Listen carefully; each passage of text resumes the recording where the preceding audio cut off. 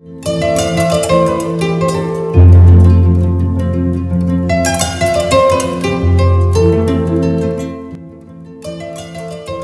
marqueurs moléculaires et leurs applications dans les programmes de sélection des céréales sèches en Afrique de l'Ouest, tel a été le contenu de la session régionale de formation organisée par le Centre d'études régionales pour l'amélioration de l'adaptation à la sécheresse CERAS de Thiès du 25 novembre au 6 décembre 2013 dans le cadre du programme de productivité agricole en Afrique de l'Ouest, PPAO. Le CERAS est l'agence d'exécution du Centre national de spécialisation CNS Céréales sèches. C'est un cours sur l'utilisation des outils modernes de la biotechnologie. Ce cours est organisé à l'intention des chercheurs et étudiants de la sous-région dans le cadre du projet régional qu'on appelle le WAP, c'est-à-dire le programme de productivité agricole en Afrique de l'Ouest. Il regroupe une quinzaine de participants venus de différents pays qui participent à ce programme régional. Le Bénin, le Burkina Faso, le Togo, la Côte d'Ivoire, le Cameroun, le Tchad, le Sénégal, le Mali et le Niger étaient représentés à cette importante formation organisée par le CERAS, l'ICRISAT et le CIRAD avec l'appui financier du PPAO et du programme de recherche du CGIAR sur les céréales en zone aride. Cette formation a visé les sélectionneurs impliqués dans des programmes d'amélioration des céréales en zone aride en Afrique de l'Ouest et du Centre et qui utilisent ou souhaitent utiliser de manière effective les techniques de marquage moléculaire dans leur programme.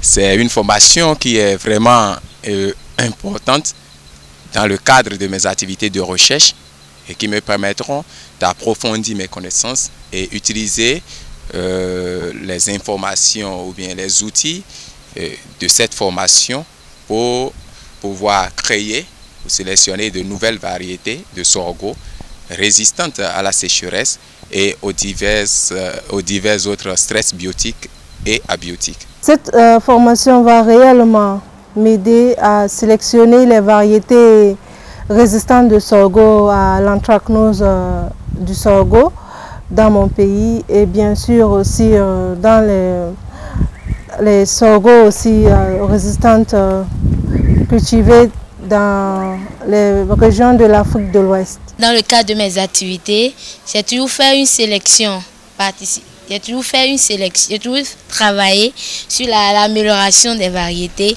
Par exemple, au niveau du riz, nous sélectionnons beaucoup de variétés sur le riz. Mais cette formation sera un outil de plus. Là, nous pourrons aller jusqu'à déterminer le déterminisme de cette résistance au niveau des gènes.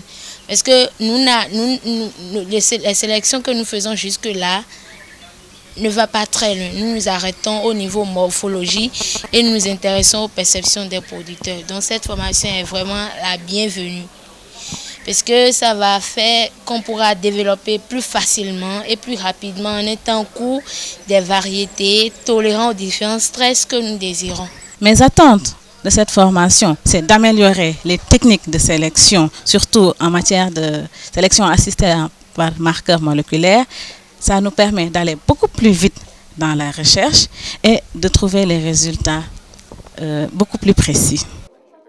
Les céréales sèches représentent une part importante de l'alimentation des populations ouest-africaines et du centre, en particulier dans les zones sahéliennes et soudaniennes.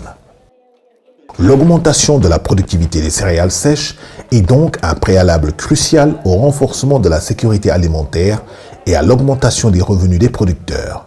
L'un des défis majeurs pour y parvenir est la création de semences performantes en quantité et en qualité. Les outils moléculaires sont très importants aujourd'hui parce qu'ils permettent de raccourcir la période qu'on prend pour sélectionner les nouvelles variétés. Pour créer une variété de sorgho, ça peut prendre 20-25 ans. Et ce n'est pas beaucoup, les gens ne le savent pas assez, mais il y a beaucoup de recherches derrière. Maintenant, avec les marqueurs moléculaires, on peut, en moins de 2-3 ans, sortir une variété. Et ce sont donc des technologies qui sont très importantes et que tous les chercheurs doivent s'approprier.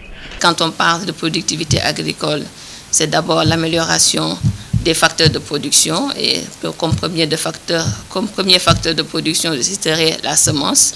Je crois que si aujourd'hui on applaudit fort, on tarit d'éloges les résultats du WAP, c'est d'abord tous les acquis qui ont été cumulés jusqu'ici par rapport à la semence en matière donc de création, de génération de nouvelles variétés performantes qui ont fait leur preuve non seulement à la station de recherche, mais aussi au niveau des champs des paysans. Nous venons de boucler une série de visites de champs pour s'enquérir davantage les évolutions du WAP. C'est avec beaucoup de satisfaction qu'on s'est rendu compte que les variétés aussi performantes qui ont permis de doubler, voire tripler les rendements en milieu à la station d'essai s'avèrent aussi efficaces en milieu paysan avec donc des performances de rendement vraiment très hautement appréciables.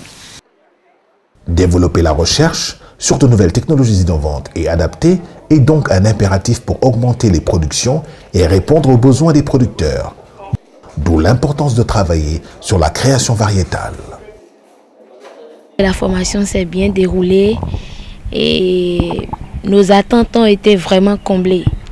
Surtout que les thématiques qui ont été abordées sont des thématiques d'actualité et donc elles permettront aux différents participants, bien sûr moi aussi, de pouvoir accélérer le processus de sélection des nouvelles variétés, bien entendu pour répondre aux préoccupations de nos producteurs. On a retenu plein de choses parce qu'en fait il y a le côté théorie, pratique que les formateurs ont essayé de juguler et c'était vraiment très intéressant, riche en informations et surtout très pratique, ce qui nous a permis d'avoir les idées beaucoup plus claires et de mieux aborder nos sujets de recherche, surtout en termes de méthodologie. Je pense que c'est un très bon programme qui permet quand même de renforcer le niveau de connaissance des chercheurs et de leur donner les outils modernes qui sont développés actuellement pour quand même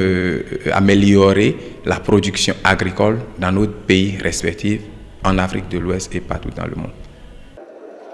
Le CERAS, érigé en Centre national de spécialisation dans le cadre du PPAO, multiplie les efforts pour l'amélioration et la sécurisation du capital semencier des céréales sèches prioritaires du Sénégal, notamment le mil, le maïs, le sorgho, mais aussi le fonio, l'arachide, le niébé et le sésame.